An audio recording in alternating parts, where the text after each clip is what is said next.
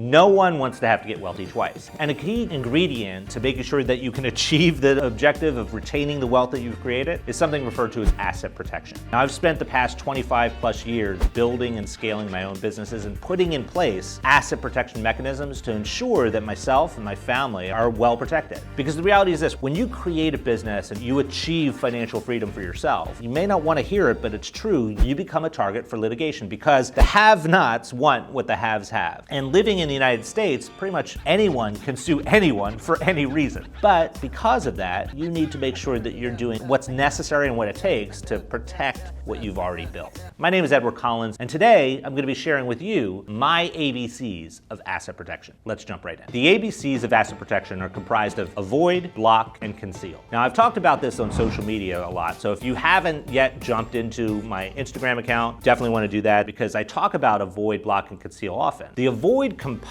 is simply making sure that you are not the one standing in front of oncoming traffic. You don't want to put yourself into a circumstance where you personally can be sued if something goes wrong with regard to what you're doing in business. And an easy example I often use when I'm trying to describe this is I talk about the concept of actually buying real property, buying a building, buying a house, whatever it may be. When you're buying real property, that is a transaction that has to take place in writing. It's a contract that must be written in order to be brought to fruition. And the concept of having that contract in writing, what I see often is that the individual acquirer of the property will have their own name listed within that contract. They'll say, Joe Sample is seeking to buy XYZ property from Tim Seller, and essentially they think everything's okay because they may incorporate within that contract the right to assign that contract to a business entity they either form before closing or at the closing table. But the reality is this, if your personal name is incorporated within that contract, your litigation potential starts in the moment the contract is executed by both parties, because now you are in formal contract. And if there is a breach of contract prior to closing, you're subjecting yourself to potential litigation personally. The easiest way to avoid that is simply not to have your own personal name on that contract to begin with. You can form an entity for the specific purpose of acquiring that property and have that entity's name on the contract itself. An added bonus is you don't put a lot of assets in that entity's name, so that if that entity is sued, there's not really much that the individual suing party could actually come after. So avoid simply means doing and operating in such a way that you take yourself and ensure that you personally are not standing in front of any oncoming traffic. The block component has to do with the legal structure you put around your business. It's sort of like a concept of a force field. Different types of business forms allow you to have certain asset protections that are put in place by statute. When you're forming a business, the area of law that has to deal with that is built at the state level, the state in which the business is formed. So if you're selecting a particular structure, let's say an LLC for instance, is going to be based on the statutes of the state in which that business is going to be formed. So the asset protection components are built within actual state law.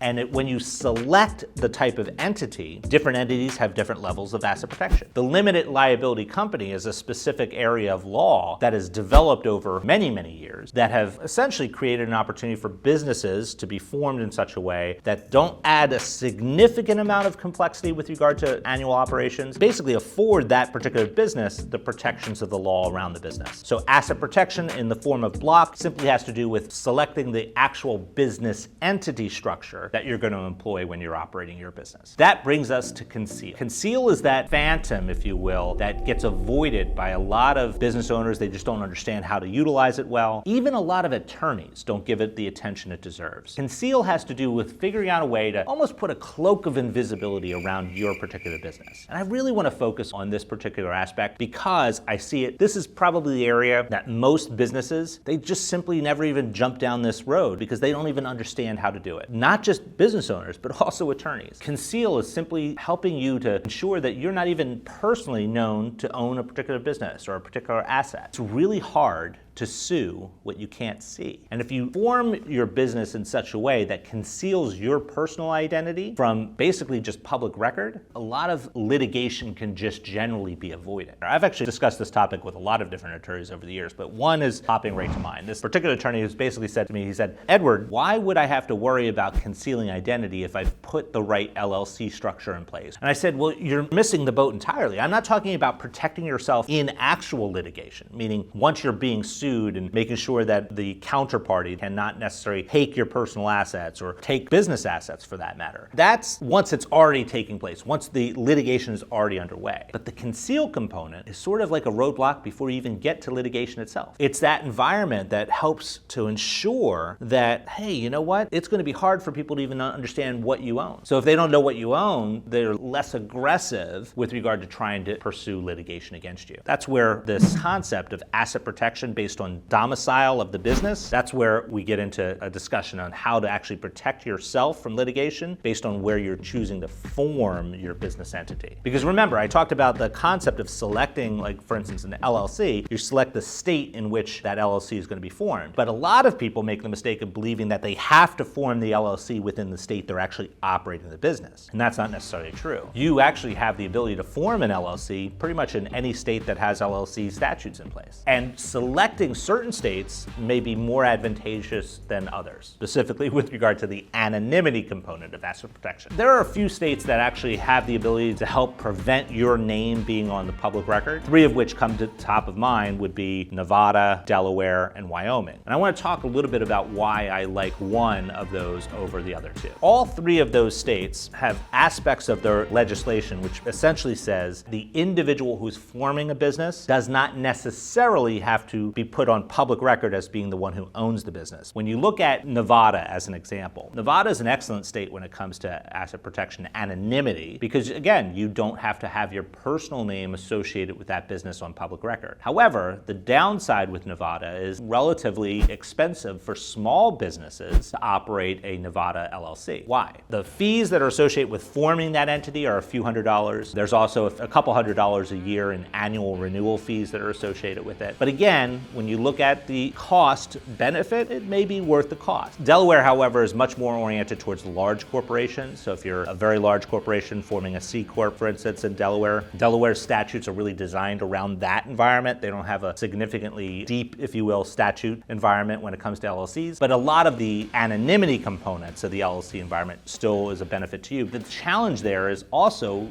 with regard to annual operations. In Delaware, it's going to cost you a few $100s to set up that business and a few $100s to maintain it each year. Plus, there's a franchise tax that you have to pay within the state of Delaware. Wyoming, on the other hand, Wyoming is what I consider to be the top of the top when it comes to the conceal component of asset protection, at least for now. It gives you the ability just for basically $100 to form the business and $50 a year to maintain it with regard to annual filing fees. But Wyoming has made a decision that they want to be the place that small businesses form their businesses within because they've specifically designed their statutes around LLCs offer significant protection. What do I mean by that? Well, not only do you have the opportunity to be structured in such a way that your own personal name is not listed on the public record when it comes to the LLC itself, they also, if you do not own property in Wyoming, they don't even report your personal name to the IRS. So when it comes to really being shielded from public view with regard to the businesses that you own, Wyoming is an excellent environment to do that. They also offer significant charging order protection, which essentially, if you are in an environment of being sued, they basically look at the LLC structure and create it in such a sound way that litigants can't get access to those business assets without a significant amount of effort. So it makes the whole process of litigation much more challenging. And I really want to highlight something for you guys for a moment, because when it comes to asset protection, the real goal of asset protection is this. It's not to necessarily avoid litigation. It's not necessarily to win in litigation. It's really designed in such a way to create roadblocks within the litigation process. And the more roadblocks you can put in place, the more incented a potential litigant will be to settling with you. Instead of actually proceeding through the litigation process, the whole concept of creating an environment where they're more incented to settle than to continue is definitely advantageous for you. So when it comes to figuring out your ABCs of asset protection, I strongly encourage you to definitely figure out ways that you can avoid being the person that's standing right in front of oncoming traffic. You want to make sure that you're blocking yourself from those litigants as well by forming the right business structure around your business, and ultimately you want to conceal your personal ownership of that particular business entity by selecting the right state in which to actually form those business entities themselves. Now, if you need help in figuring out exactly how to do this within your own personal financial situation, you definitely want to make sure that you're part of our ecosystem, because we basically share this content on a regular basis. So if you've liked what you've seen so far, definitely hit that subscribe button, because you're not going to want to miss what comes next. I wish you well in your journey. Bye for now.